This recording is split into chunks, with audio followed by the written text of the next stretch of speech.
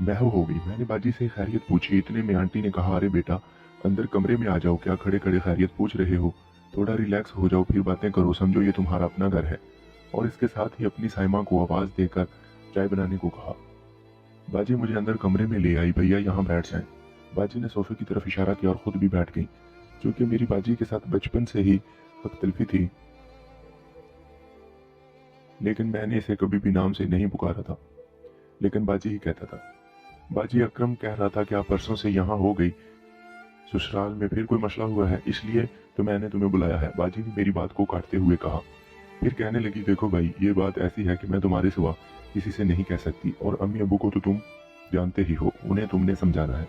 मैं समझ गया हूँ बाजी कि इसने फिर तुम्हें छोड़ दिया है, लेकिन मैं कमीने को जिंदा नहीं छोड़ूंगा। मुझे इस कमीने पर शदीद गुस्सा आ गया। तुम ऐसा कुछ नहीं करोगे, क्योंकि बाजी को पता था ऐसा करना मेरे लिए कोई मुश्किल नहीं है। लेकिन क्यों, अगर ऐसी कोई बात थी तो मैं आके सीधा कर देता। तुम्हें मुझे बता देना चाहिए था कि ये सीधा हो जाएगा, लेकिन ये सीधा होने वाला इंसान नहीं है। तुम आके इसको सीधा कर लेते। पहले मेरी बात तो पूरी सुनो। मैंने खुद उससे तलाक का मुतालबा किया था, क्योंकि मैं रोज रोज की बकबक से तंग आ गई थी, तो उसने मुझे अपना पूरा हक दिया है। और मैंने तुम्हें इसलिए बुलाया कि तुम तो समझ बूझ रखते हो, इसलिए अम्मी अबू को तुमने समझाना है, क्योंकि तुम्हारे साथ मेरा तुल्लक दोस्तों जैसा है।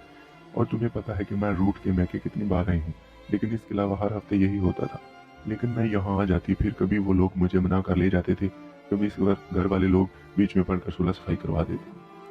चलो बेटा, मुंह हाथ धो लो, खाना तैयार है, बाजी की बात को आंटी ने काटते हुए कहा। बाजी की आवाज अधूरी रह गई। चलो भैया, खाना खाते हैं और फिर जाने की तैयारी करते हैं। हम दोनों बाहर आए तो देखा बरामदे में दस्तरखान लगा हुआ था। बैठकर खाना शुरू किया तो आंटी ने कहा, बेटा सायरा की बात तुमने सुन ली? जी आंटी। बेटा, सायरा को मैंने अपनी बेटी बनाया हुआ है।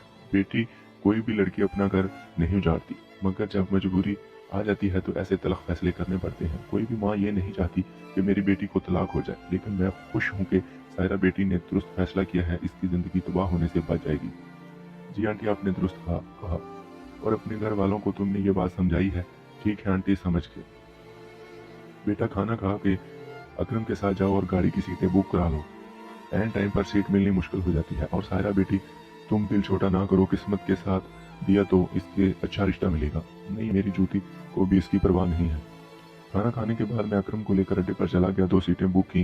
रात 11 बजे वाली गाड़ी के बाद हम वापस घर आ गए। वहाँ सब बैठे चाय पी रहे थे। आंटी ने चाय दी। बेटा, ये आप लोगों का अपना घर है, तुम लोगों को भिजवाने को दिल तो नहीं कर रहा, लेकिन वहाँ तुम्हारी अम्मी परेशान हो रही होंगी। फिर जब दिल करे आ जाना, वैसे भी चक्कर लगाऊंगी। इस दौरान हमने चाय खत्म की और इसके साथ गपशप लगाने लगे। आंटी की फैमिली में 6 अफराद पर मुश्तमिल है। इसका खानदान फौज में है, इसकी 3 बेटियां और 1 बेटा है। थोड़ी देर के बाद हम यूं घुल मिल गए जैसे एक ही करके अफराद होते हैं। आंटी की दरमियान वाली बेटी सबसे खूबसूरत है।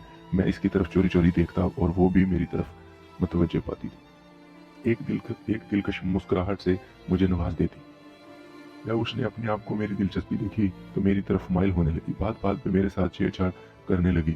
इसकी हंसी बड़ी दिलकश थी और इसके पिंक कलर का मैजिक खूबसूरत सूट पहना हुआ था, जिससे वो मेरे दिल पर और भी कीमत डाल रही थी।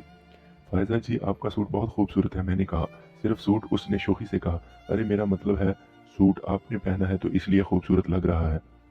मेरी बात सुनकर हंस पड़ी, लेकिन उसकी हंसी मेरे दिल के चैन को लूट रही थी। मेरी वालहाना निगाहें उसके चेहरे का ताफ कर रही थी। बाजी ने मेरी बरफ्तगी नोट की तो उसने मुझे धोखा दिया और उसने बेख्तियार नजरें हटा ली और हम इधर उधर की बातों में मसरूफ हो गए। साइमा, तुम तो सायरा के साथ पैकिंग में मदद करो। आंटी ने साइमा को हिदायत की और मुझसे कहा, बेटा मैं नायला के साथ जरा इनके मामू की इयादत को जा रही हूँ। ठीक है आंटी। और वो नायला को लेकर चली गई। अकरम भी इधर उधर हो गया। मैं फायजा के साथ अकेला रह गया। मैं उठकर उसके करीब कुर्सी पर बैठ गया। मैंने कहा, एक बात कहूँ, आप नाराज तो नहीं होंगी? मैंने अपना हाथ उसके हाथ पर रख दिया। नहीं, मैं भला क्यों नाराज होंगी, बिला झिझक कहें। उसने अपना हाथ छुड़ाने की कोशिश नहीं की, जिससे मेरा हौसला बढ़ गया। फायजा जी, आई लव यू, मैंने बिला झिझक कह दिया।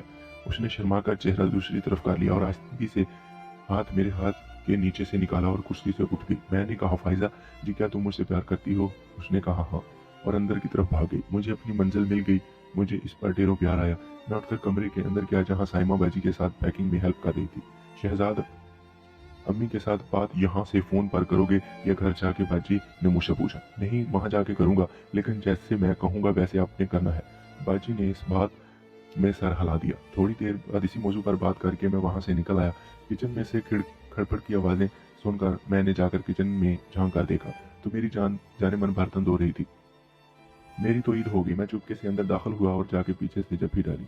वो उछल पड़ी। मुड़कर मुझे देखा तो उसकी जान में जान आई।